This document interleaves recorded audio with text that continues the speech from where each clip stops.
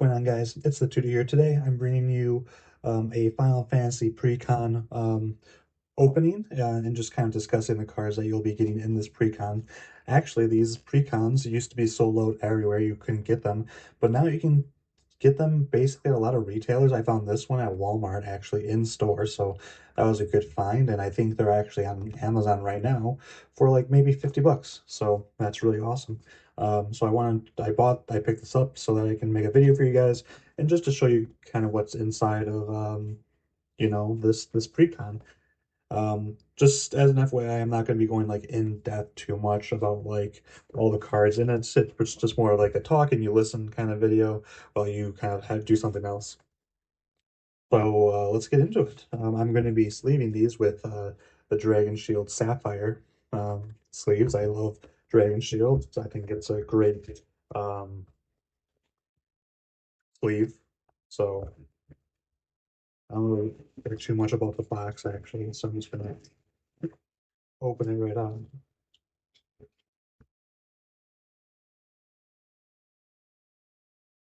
All right, so of course we get the just Titus Commander deck box. I have my own deck box, so I won't be using that. But that's that there if you guys don't have a deck box. Then we have like the tokens and the +1/+1 counters on the side right here. Then you have some artwork cards, and of course you have a collector booster sample pack. As we know, collector boosters are very expensive. Uh,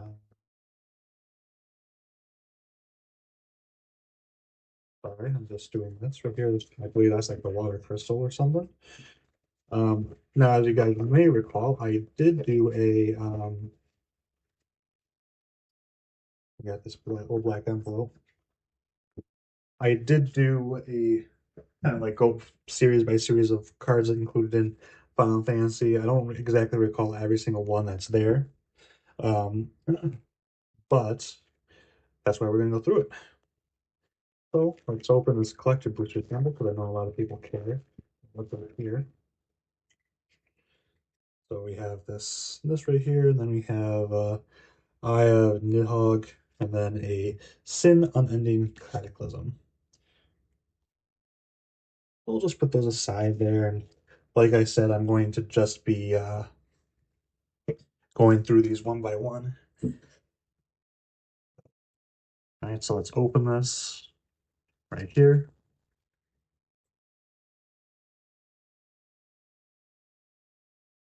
So I want to make sure, obviously, I don't damage the card as I open it.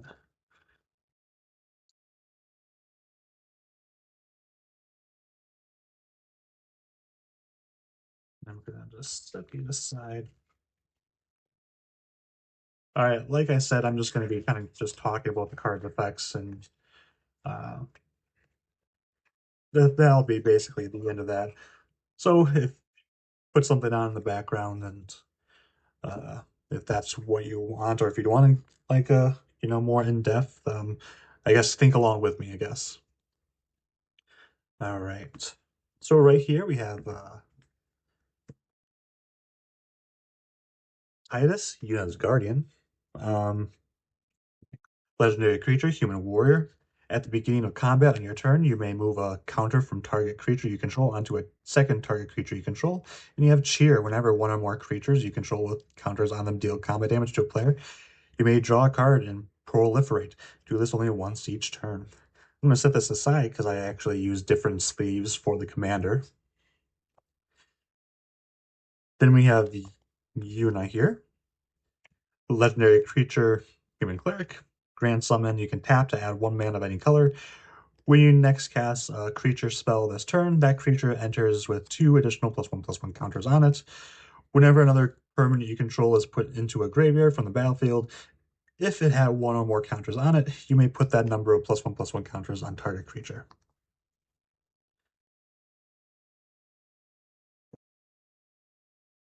Next, we have Auron, Venerated Guardian, who is a 4-cost legendary creature, human spirit samurai, with vigilance, shooting star. Whenever Auron attacks, put a +1/+1 counter on it. When you do, exile target creature. Defending player controls with power less than Auron's power until Auron leaves the battlefield. And what isn't Final Fantasy if you don't have your chocobos? These are Chocobo Knights, 4-cost creature, human knights. Whenever you attack creatures you control with counters on them, gain double strike until the end of turn. So obviously playing with the counters that you'll be getting from Titus.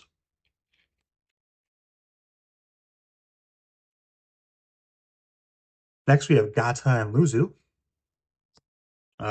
Legendary creature, human soldier. With Flash, when Gata and Luzu enters, choose target creature you control. If damage would be dealt to that creature this turn, prevent that damage and put that many +1/+1 counters on it. And obviously, Proliferate's going to be helping you a lot. Next, we have Lord Jiskel Guado, 2-cost legendary creature, Spirit Cleric, with flying at the beginning of each end step. If you put a counter on a creature this turn, investigate.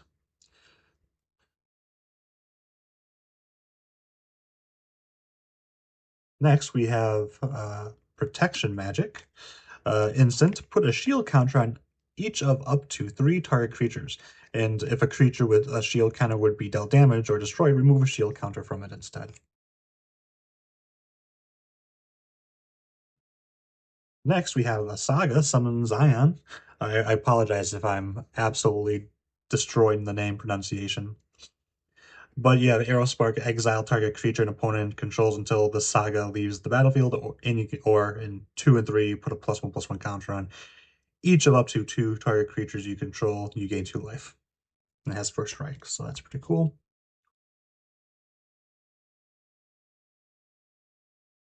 Next, we have Yojimbo. I will put him in screenshot right there. As the center enters, and after your draw step, add a lore counter, sacrifice after 4. And for 1, you exile target artifact, enchantment, or tap creature an opponent controls.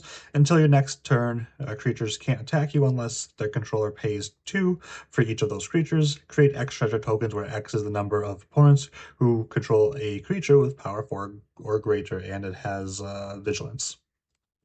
Next, we have Summoner Sending. At the beginning of your end step, you may exile target creature you control from a graveyard. If you do, create a 1/1 white spirit creature token with flying. Put a +1/+1 counter on it if the exiled card's mana value is 4 or more. Next, we have Blitzball Stadium. And if you remember, I think from the Final Fantasy video that I made, showcasing every single card from each of the sets, Blitzball was pretty important in this one. But it's an artifact. When this artifact enters, support X, and put a +1/+1 counter on each of up to X target creatures. Go for the goal, 3, and you can tap it until end of turn. Target creature gains whenever this creature deals combat damage to a player. Draw a card for each kind of counter on it, and it can't be blocked this turn. Next, we have Lulu Stern Guardian. It's a 3-cost legendary creature, human wizard. Whenever an opponent attacks, you choose target creature attacking you, put a stun counter on that creature, and you can spend 4 to proliferate. Then you have Oaka, Traveling Merchant, 2-cost legendary creature, human citizen. Remove a counter from a non-land permanent you control, draw a card. Next, we have Riku, Resourceful Guardian, legendary creature, human artificer. Whenever you put 1 or more counters on a creature until end of turn, that creature can't be blocked by creatures your opponent controls. It has steal and you can spend 1 to steal. Move a counter from target creature an opponent controls onto target creature you control. Activate only as a sorcery. Next, we have a Summon Saga, specifically Baleful. It's a 5-cost with Sonic Wings. Each opponent chooses a creature with the greatest mana value among creatures they control. Return those creatures to their owner's hands. And 2, 3, and 4, tap up to 1 target creature and put a stun counter on it. And it's a flying Saga Drake. Next, we have Maester Seymour, 3-cost legendary creature, human elf cleric. At the beginning of combat on your turn, put a number of +1/+1 counters equal to Master Seymour's power on another target creature you control. Then has Monstrosity X, where X is the number of counters among creatures you control. Next, we have Sphere Grid. It is a 2-cost enchantment. Whenever a creature you control deals combat damage to a player, put a +1/+1 counter on that creature. And as unlock ability, creatures you control with a wish, +1/+1 counters on them have reach and trample too. Next, we have Summon Magus Sisters. It is a 4-cost saga. Choose one at random. Combine powers, put 3+1/+1 counters on target creature. Defense, put a shield counter on target creature, you gain 3 life. And then fight, this creature fights up to 1 target creature an opponent controls, and it has haste, it's a 5/5. Next, we have Tromel, Seymour's Butler. It's a 3-cost legendary creature, Elf Advisor. Each other non-token creature you control enters with an additional +1/+1 counter on it, and then you can spend 1 to proliferate X times, where X is the number of non-token creatures you control that entered this turn. Next, we have Yuna's Decision. Choose one, continue the pilgrimage, sacrifice a creature. If you do, draw a card. Then you may put a creature card and or a land card from your hand onto the battlefield. And then there's a Find Another Way. Return 1 or 2 target permanent cards from your graveyard to your hand. You have Yuna's Whistle. 3-cost instant. Reveal cards from the top of your library until you reveal a creature card. Put that card into your hand and the rest on the bottom of your library in a random order. When you reveal a creature card this way, put X+1/+1 counters on target creature you control, where X is the mana value of that card. Next, we have Kimahari, Valiant Guardian. It's a 4-cost legendary creature, Cat Warrior, with Vigilance. At the beginning of combat on your turn, put a +1/+1 counter on Kimahari and tap target creature and opponent controls. Then you may have Kimahari become a copy of that creature, except its name is Kimahiri, Valiant Guardian, and it has Vigilance and this ability. Next, we have Shalinda, Yavan Acolyte. It's a 2-cost legendary creature, Human Cleric, Lifelink. Whenever another creature you control enters, put a +1/+1 counter on that creature. If its power is less than Shalinda's power, otherwise put a +1/+1 counter on Shalinda. Next, we just have the card that we actually just got done pulling. Sin, Unending Cataclysm. It's a 7-cost legendary creature, Leviathan Avatar. Actually, what I'm going to do is I'm going to sleeve the extended art version. This is a little bit more rare, obviously, so it's pretty awesome. Anyways, it is a 7-cost legendary creature, Leviathan Avatar. Flying Trample. As Sin enters, remove all counters from any number of artifacts, creatures, and enchantments. Sin enters with X+1/+1 counters, where X is twice the number of counters removed this way. And then obviously, since this deck involves a lot of counters, you're going to be getting a lot of power, especially since it's 2 times the amount. When Sin dies, put its counters on target creatures you control, then shuffle this card into his owner's library. Then we have Waka Devoted Guardian, who is a 4-cost legendary creature, Human Warrior. Reach Trample whenever Waka deals combat damage to a player, destroy up to 1 target artifact that player controls, and put a +1/+1 counter on Waka. Then we have Blitzball Captain. At the beginning of your end step, if a counter was put on Waka this turn, put a +1/+1 counter on each other creature you control. Next, we have Collective Effort. It is a 3-cost sorcery with Escalate. Tap an untapped creature you control, and then you can choose one or more. Destroy target creature with power 4 or greater. Destroy target enchantment and or put a +1/+1 counter on each creature target player controls. Next, we have Damning Verdict. It is a 5-cost sorcery. Destroy all creatures with no counters on them, which is very powerful for this deck, considering most of your creatures will probably have counters on them. Next, we have Farewell. It is a 6-cost sorcery. Choose one or more. Exile all artifacts, exile all creatures, enchantments, and graveyards. Next, we have Luminous Broodmoth. Sorry. 4-cost creature, insect, flying. Whenever a creature you control without flying dies, return to the battlefield under its owner's control with a flying counter on it. So that's pretty nice. We gotta love flying. Promise of Loyalty. It's a 5-cost sorcery. Each player puts a vow counter on a creature they control and sacrifices the rest. Each of those creatures can't attack you or planeswalkers you control for as long as you have a vow counter on it. Next, we have a Scholar of New Horizons. It's a 2-cost creature, Human Scout. This creature enters with a +1/+1 counter on it. And you can remove a counter from a permanent you control. Search your library for a plains card and reveal it. And if an opponent controls more lands than you, you may put that card onto the battlefield tapped. If you don't put the card onto the battlefield, put it into your hand, then shuffle. Next, we have Resourceful Defense. It's a 3-cost enchantment. Whenever a permanent you control leaves the battlefield, if it had counters on it, put those counters on target permanent you control, and then you have spend 5 to move any number of counters from target permanent you control onto a second target permanent you control. Next, we have Sunscorched Regnant. It's a 5-cost creature dragon, flying. Whenever an opponent casts a spell, put a +1/+1 counter on this creature and you gain 1 life, which is very powerful in Commander format, because if you have multiple players, they're going to be casting a lot of spells, and then it just becomes a bigger thing, and you gain more life. It's pretty nice. Next, we have Together Forever, 2-cost enchantment. When this enchantment enters, support 2. And then it has 1, choose target creature with the counter on it. When that creature dies this turn, return that card to its owner's hand. Then we have Chasm Skulker. It is a creature, Squid Horror. Whenever you draw a card, put a +1/+1 counter on this creature.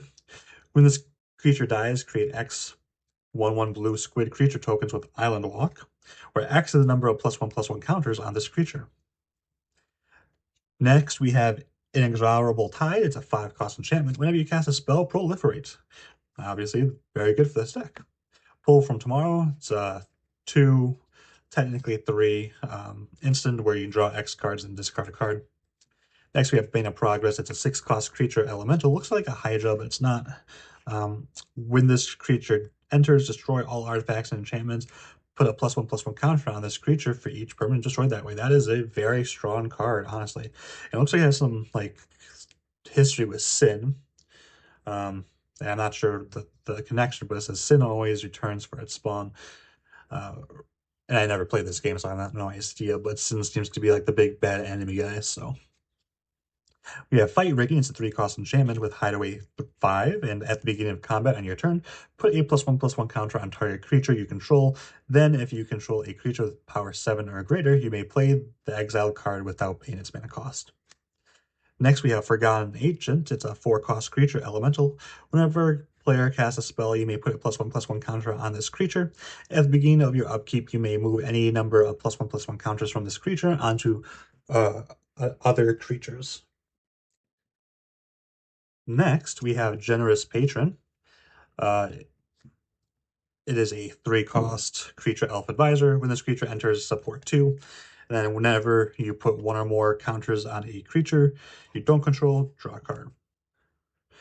Then you have Mr. Sage right here. It's a 2-cost elf druid with Evolve. Then you can tap to add green for each +1/+1 counter on this creature, which can get very nutty very quickly. That's a very good card. Then you have Hardened Scales. It's a 1-cost enchantment. If 1 or more +1/+1 counters we put on creature you control, then many +1/+1 counters are put on it instead. Then you have Incubation Druid. It's a 2-cost creature elf druid. Then you can tap to add 1 mana of any type that a land you control could produce. If this creature has a +1/+1 counter on it, add 3 mana of that type instead. That's really good. Then you can spend 5 to adapt 3. Then we have Path to Discovery right here, a 4-cost enchantment. Whenever a creature you control enters, it explores. Then we have Rampant Rejuvenator. It's a 4-cost creature, Plant Hydra. This creature enters with 2 +1/+1 counters on it. When this creature dies, search your library for up to X basic lands, where X is this creature's power. Put them onto the battlefield, then shuffle.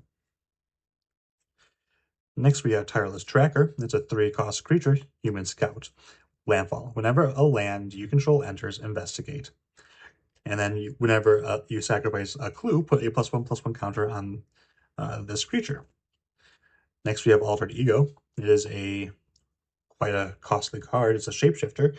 This spell can't be countered. You may have this creature enter as a copy of any creature on the battlefield, except it enters with X additional +1/+1 counters on it.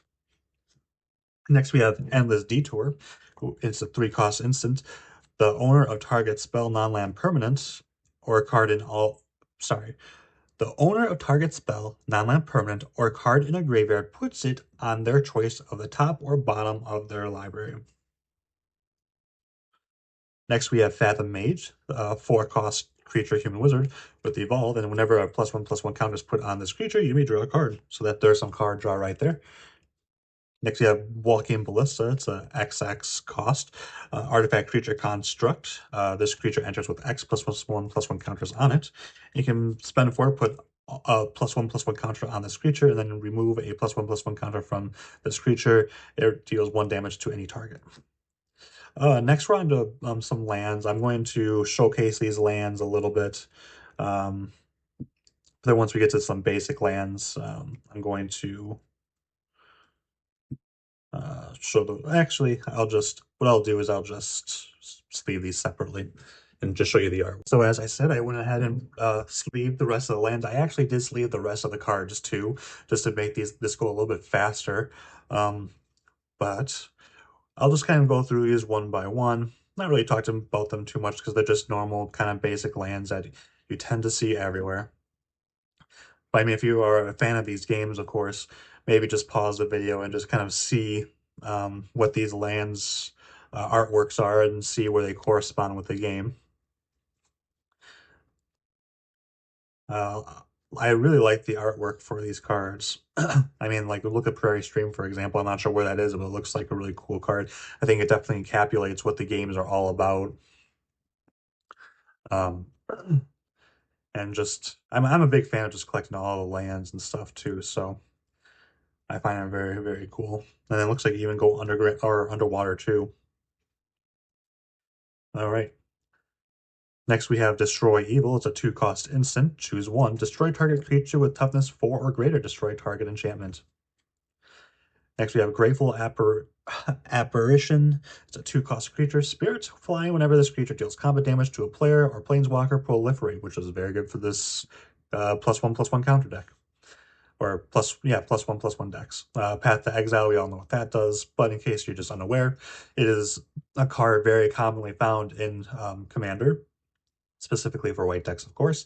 It's an instant exile target creature. Its controller may search their library for a basic land card, put that card onto the battlefield, tap, then shuffle. Then you have an offer you can't refuse. It's a 1-cost counter target non-creature spell. Its controller creates 2 treasure tokens. Then you have Duskshell Crawler. It's a 2-cost creature insect. When this creature enters, put a +1/+1 counter on target creature. Each creature you control with a +1/+1 counter on it has trample. Always love some trample cards. Next, we have Farseek, another very common stable card. In green decks, search your library for a plains, island, swamp, or mountain card. Put it onto the battlefield, tap, then shuffle. Next, we have Inspiring Call. It's a 3-cost instant. Draw a card for each creature you control with a +1/+1 counter on it. Those creatures gain indestructible until end of turn. Then we have 3 Visits. It's a 2-cost sorcery. Search your library for a forest card, put on the battlefield, then shuffle.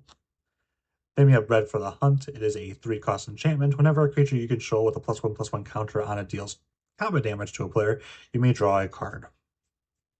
Next, we're getting into some artifacts here. Of course, we have Arcane Signet, which is found in pretty much every commander deck. It's a artifact for 2, and you can tap to add 1 mana of any color in your commander's color identity.